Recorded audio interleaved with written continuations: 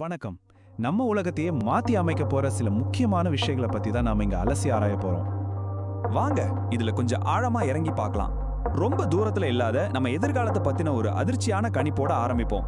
இன்னைக்கு நாம பார்க்க போற 2 முக்கியமான சக்திகளுக்கு இதுதான் ஒரு தொடக்க புள்ளி. முதல்ல இந்த எதிர்காலம் உண்மையிலே எப்படி இருக்கும்னு ஒரு பார்வை பார்த்துடலாம்.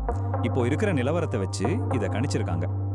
இது ஏதோ கற்பனை கதைன்னு நினைச்சுக்காதீங்க. மெகா ட்ரெண்ட்ஸ் அப்படிங்கிற ஒரு ரிப்போர்ட் என்ன சொல்லுதுன்னா 2040க்குள்ள இதெல்லாம் நம்மளோட அன்றாட வாழ்க்கையோட ஒரு பகுதியா மாறிடும்னு சொல்லுது.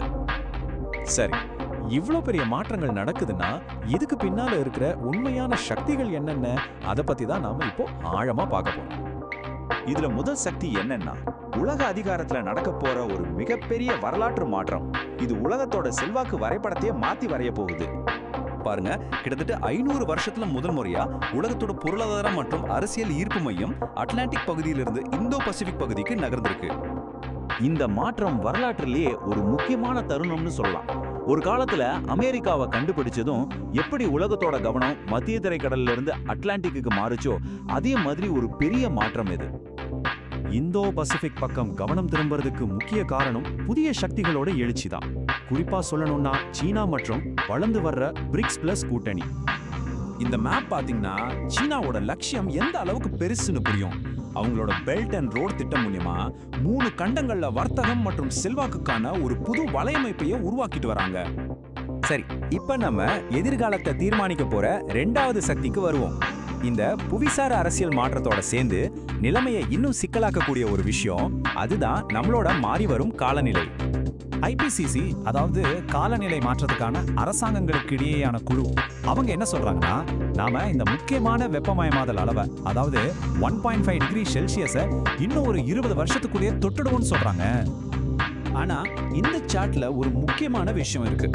நம்ம எதிர்காலம் இன்னும் நம்ம கையில தான் இருக்கு. இந்த நூற்றாண்டின் கடைசியில பூமி எவ்வளவு சூடாகுங்கிறது நாம இன்னைக்கு எடுக்க போற முடிவுகளை பொறுத்து தான் இருக்கு. இதை இப்படி புரிஞ்சுக்கலாம், நாம இன்னைக்கு சுற்றுச்சூழலை மாசுபடுத்துறத மொத்தமா நிறுத்தினா கூட ஏற்கனவே கடல்கள் உறிஞ்சின வெப்பத்தால எதிர்காலத்துல ஒரு குறிப்பிட்ட அளவு வெப்பமயமாதல் நடந்தே தீரும். இதுக்கு பேர் தான் காலநிலை உறுதிப்பாடு. இந்த உறுதிப்பாடுங்கிற விஷயத்தோட உண்மையான நீண்ட கால பாதிப்பு புரிஞ்சுக்கணுமா? அப்போ கிரீன்லாந்து பனிப்பாறையை பாருங்க. இதுல இருக்கிற தண்ணி மட்டும் உருகினா கடல் மட்டம் 7 மீட்டர் வரைக்கும் உயரும். காலநிலை மாதிரிகள் என்ன சொல்லுதுன்னா, பூமி ஒரு குறிப்பிட்ட அளவுக்கு மேல சூடாயிடுச்சுன்னா இந்த பனிப்பாறை மெதுவா உருக ஆரம்பிச்சிடும். அது ஒரு நீண்ட கால செயல்முறை. இங்கதான் முக்கியமான விஷயமே இருக்கு. ஒரு தடவை இந்த உருகுற செயல்முறை ஆரம்பிச்சிடுச்சுன்னா அதை நிறுத்தவே முடியாது. நாம கார்பன் டை ஆக்சைடு அளவை பழைய நிலைக்கு கொண்டு வந்தா கூட அது பாட்டுக்கு உருகிட்டே தான் இருக்கும். இந்த 1000 வருட கால காட்சி ஒண்ணு மட்டும் தெளிவா சொல்லுது, நாம இந்த நூற்றாண்டுல எடுக்கிற முடிவுகளோட தாக்கம் பல தலைமுறைகளுக்கு நீடிக்கும். அப்போ யோசிச்சு பாருங்க, ஒரு பக்கம் உலக அதிகார மையங்கள் மாறுது, இன்னொரு பக்கம் நம்ம சரி செய்யவே முடியாத காலநிலை மாற்றங்கள் நடக்குது. இந்த 2 பெரிய அழுத்தங்களையும் நம்ம உலக நாடுகள் எப்படி சமாளிக்க போகுது? இந்த 2 அழுத்தங்களும் சேர்ந்து உலகத்தை, குறிப்பா 20ஆம் நூற்றாண்டுல சக்தி வாய்ந்ததா இருந்த நாடுகளை ஒரு முக்கியமான கட்டத்துக்கு கொண்டு வந்து நிறுத்தி இருக்கு. ஏஐஎஸ் பாதுகாப்பு அறிக்கை என்ன சொல்லுதுன்னா, இந்த 2 சக்திகளும் சேர்ந்து உலகத்தை ஒரு புதுவிதமான போட்டிக்குள்ள தள்ளுது. இதுக்கு முன்னாடி நடந்த உலக போர்களுக்கு முன்னாடி இருந்த நிலைமையை விட இது வித்தியாசமானது.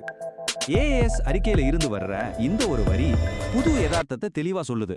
அதாவது உலகம் ஒரு பக்கம் மேற்குலக நாடுகள், இன்னொரு பக்கம் மற்ற நாடுகள்னு 2ஆ பிரிஞ்சு நிக்குது. உதாரணத்துக்கு ஐரோப்பா மாதிரி இந்த புதிய அதிகார மையத்திலிருந்து தூரமா இருக்கிற நாடுகளுக்கு முன்னாடி ஒரு முக்கியமான கேள்வி இருக்கு.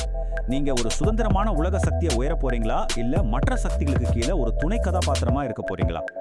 பழைய அதிகார சக்திகள் இந்த புதிய யதார்த்தத்துக்கு எப்படி எதிர்வினையாற்ற போகுதுங்கிறது தான் வர்ற காலங்கள்ல நம்மளோட நிலைத்தன்மையும் செழிப்பையும் தீர்மானிக்க போகுது.